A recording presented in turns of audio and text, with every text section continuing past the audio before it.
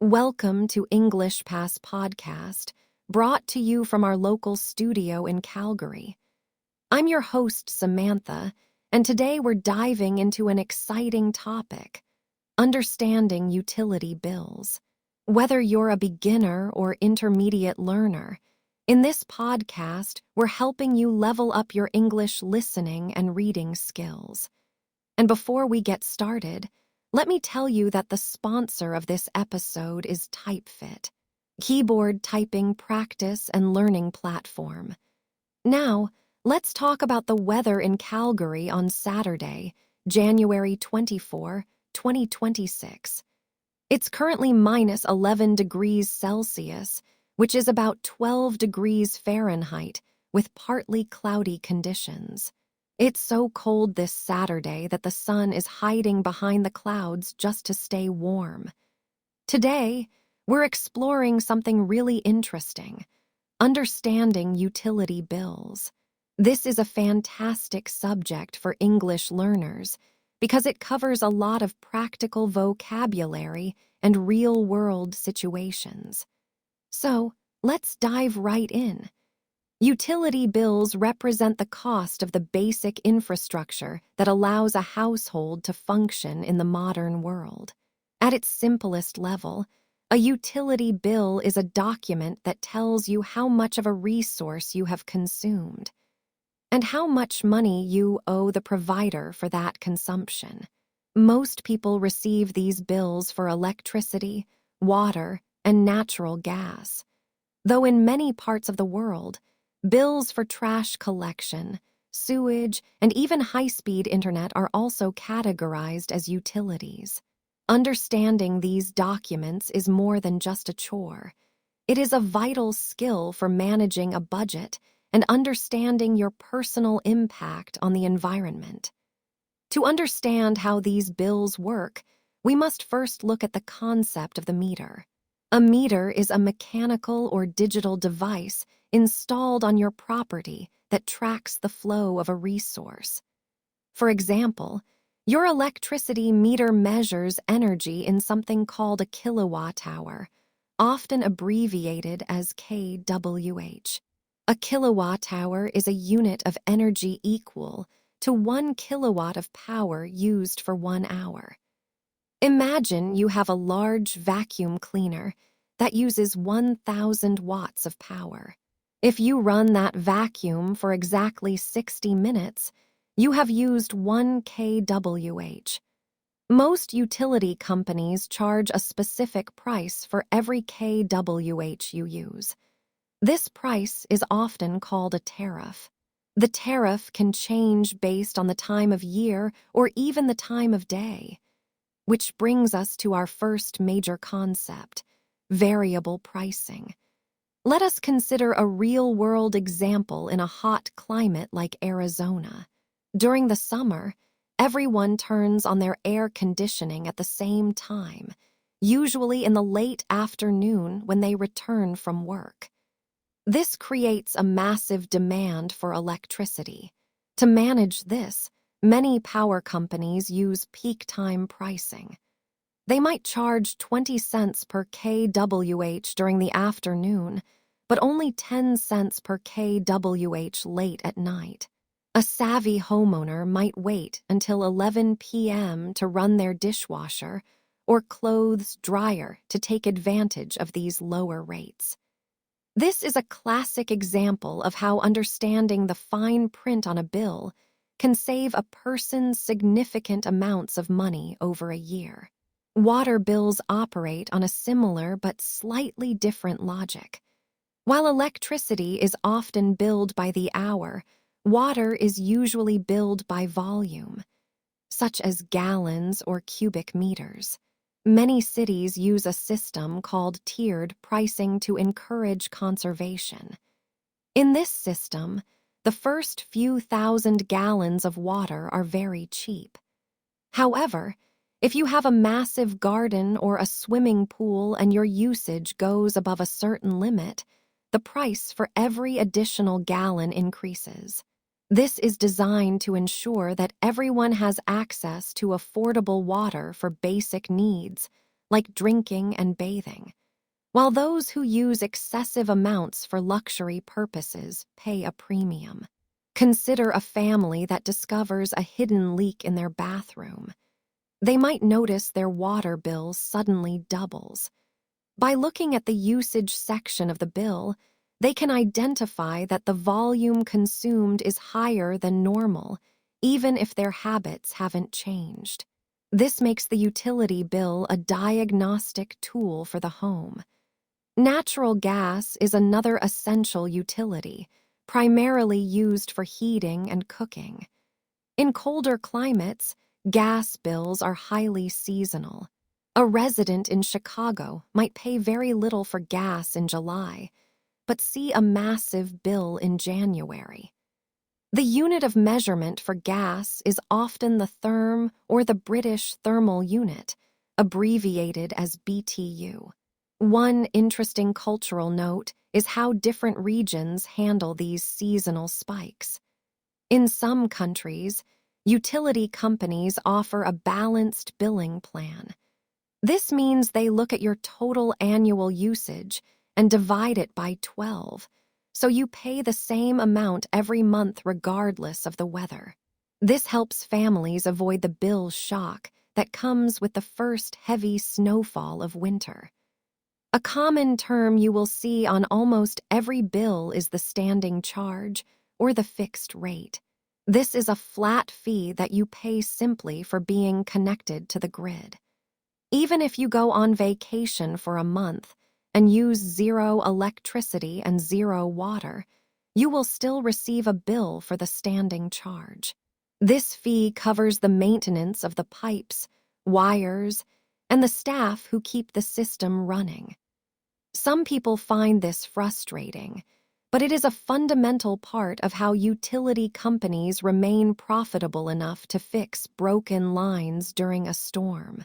When looking at your bill, you might also see the phrase estimated reading. This is a common point of confusion. In the past, a person from the utility company had to walk into your yard and manually look at your meter. If they couldn't get into the yard because of a locked gate or a territorial dog, the company would simply guess your usage based on what you used the previous year. If their guess was too high, you would overpay. If it was too low, your next bill would be surprisingly expensive once they finally got a real reading. This is why many regions are moving toward smart meters. These digital devices send your usage data directly to the company via wireless signals, eliminating the need for estimates and providing real-time data to the consumer. Let us look at a few more specific examples to clarify these points. Imagine a small business owner who runs a bakery. Their electricity bill is not just about lights. It is about the heavy ovens that run all morning. If the bakery is in a city with high commercial tariffs, the owner might invest in more efficient ovens to lower the kWh usage. On the other hand, think of a college student living in an old apartment building. They might notice their heating bill is extremely high because the windows are old and let in the cold air. In this case, the utility bill is reflecting the inefficiency of the building itself. There are several misconceptions about utility usage that are worth addressing. One of the most famous myths is that it takes more energy to turn a light on and off than it does to just leave it running. While this was somewhat true for very old industrial lights, it is not true for modern LED or even older incandescent bulbs. Turning off the light when you leave a room always saves money. Another nuance involves the concept of arrears. If you see the word arrears on your bill, it means you have an unpaid balance from a previous month. This is a serious red flag, as utility companies can eventually shut off your service if the arrears are not paid. Historically, the way we pay for utilities has changed drastically. In the early 20th century, many homes had coin-operated meters. If you wanted to cook dinner, you had to put a physical coin into a slot on the gas meter to keep the flow going. Today, we have moved toward digital payments and automatic withdrawals, but the underlying principle remains the same. You pay for the comfort and convenience of modern life. In some cultures, particularly in parts of Europe and Africa, prepaid cards are still common.